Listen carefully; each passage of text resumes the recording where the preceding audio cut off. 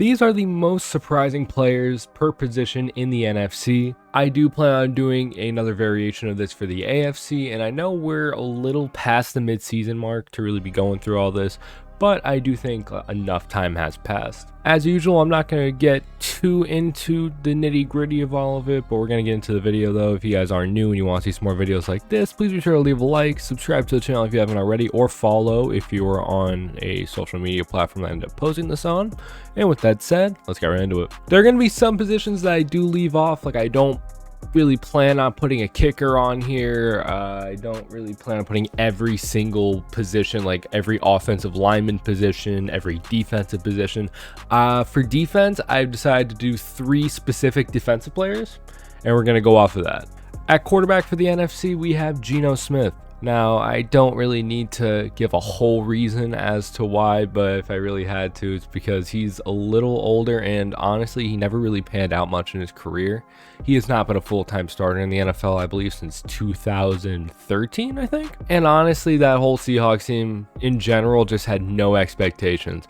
They had an amazing supporting cast with them. They had guys like DK Metcalf, Tyler Lockett, Rashad Penny, Kenny Walker.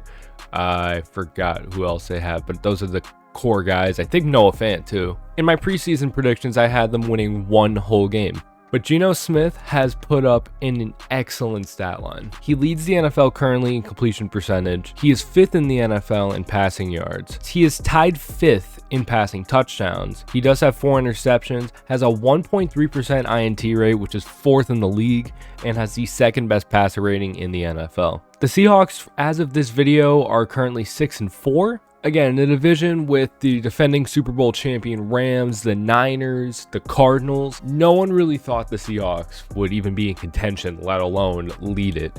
And Geno's a big reason for that. Geno's taken an insane leap, and rumor has it he's getting a long-term contract this season. And I think, honestly, good for him. Do I think he's going to continue this? I don't know. Either way, though, good for him. I'm really happy for him, and he's really just a fun player to watch. Top 10 quarterback, undisputed. At running back, we have Saquon Barkley. Now, a reason why I didn't really expect this is because, well, for one, he's pretty injury prone, but it's also worth noting that it is his contract year, and also something to really look out for with a contract year. You notice, like, it doesn't matter what sport you're in, a lot of players will play the best of whatever sport they're in. They'll play the best version of it that they ever have or ever will, because they're going to get that big money contract. Saquon's going to get that big money contract this year.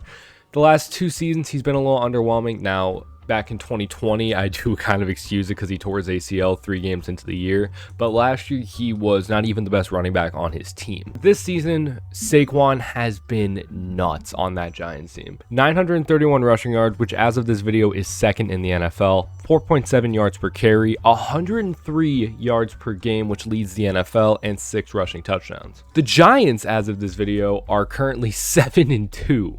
Again, without Saquon, I don't really think that team is as good as it is. Their passing game sucks. Their defense is really good, but it's all about their running game, that duo with him and Daniel Jones. And yes, I'm not saying that sarcastically. Daniel Jones is actually a dual threat quarterback in 2022. Brian Dable should win Coach of the Year. Okay, I'm not going to get into all of my thoughts with that. I'm kind of drifting away at the moment. Let's just move on to wide receiver. But great year for the Giants. For wide receiver, I was really struggling with wide receiver. I did not know who to really put here, but I decided Chris Olave. Now, Olave has a pretty interesting situation. His wide receiver room was supposed to also include Michael Thomas and Jarvis Landry, 2 established, pretty good receivers.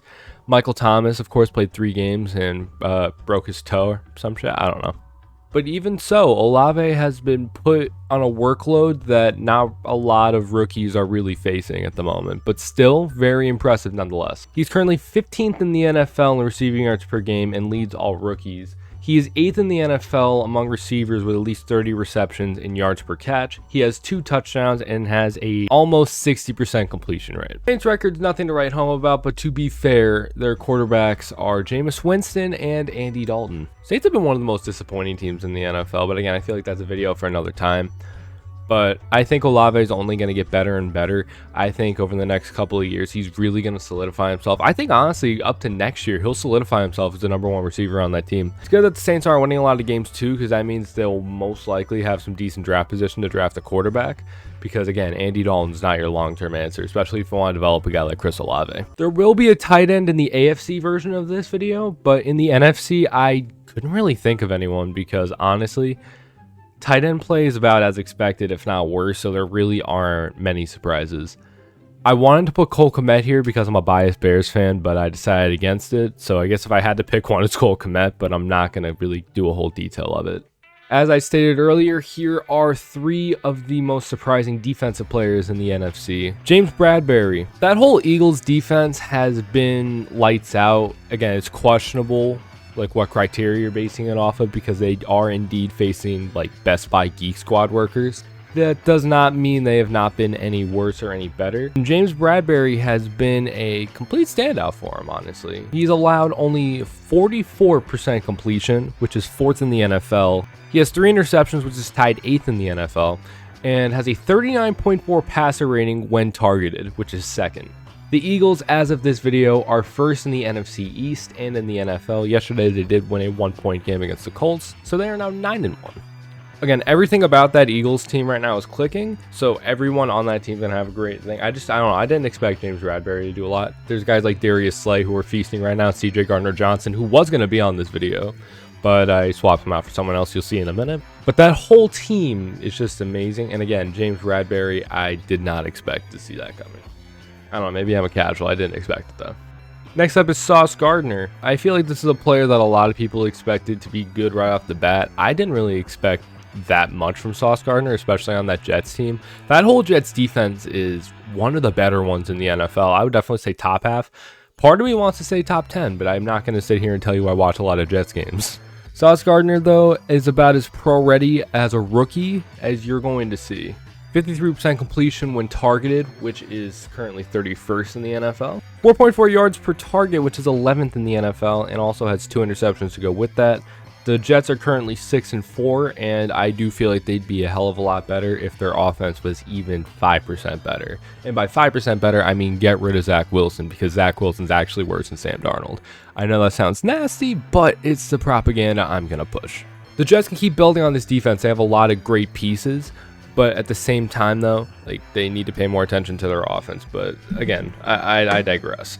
Sauce has been fantastic, and I only expect them to get better. And finally, we have Jeff Okudah. Now, I'm not going to really highlight his overall stats because overall it's not amazing, but you can definitely see improvement in his stats through individual performances on who he's matched up against.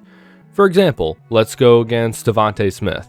Against Devontae Smith, he allowed no receptions on 4 targets, 0 yards, 0 touchdowns. Against Terry McLaurin, only allowed 2 receptions for 22 yards and no touchdowns. I forgot what week they played, but when Minnesota played Detroit, there was Okudah versus Justin Jefferson, and it was 3 receptions for 14 yards, 0 touchdowns. So in those 3 matchups against 3 arguably top 20 wide receivers, allowed 5 receptions for 36 yards and no scores. Again, overall stats don't really do it justice. That's why I'm not showing it right now. But it's just a potential. Over the last year or two, the first year of his career, I think he was hurt. Second year, everyone was just talking about how ass he was, and he was kind of ass. It's all about how you bounce back, and he has bounced back in a great way. And I think if he keeps up his consistency, I think he will be a consistent top corner in the league. And yeah, that is it for the video. Thank you guys so much for watching. If you guys are new, once again, you do want to see some more videos like this, please be sure to leave a like and subscribe to the channel if you haven't already. The next video I do release will be the most surprising players in the AFC, so be sure to keep an eye out for that. Be sure to go follow my socials as well, links down in the description or in the bio, depending on what platform you're watching this on. Thank you guys so much once again for watching, and I will see you all in the next video. Peace out.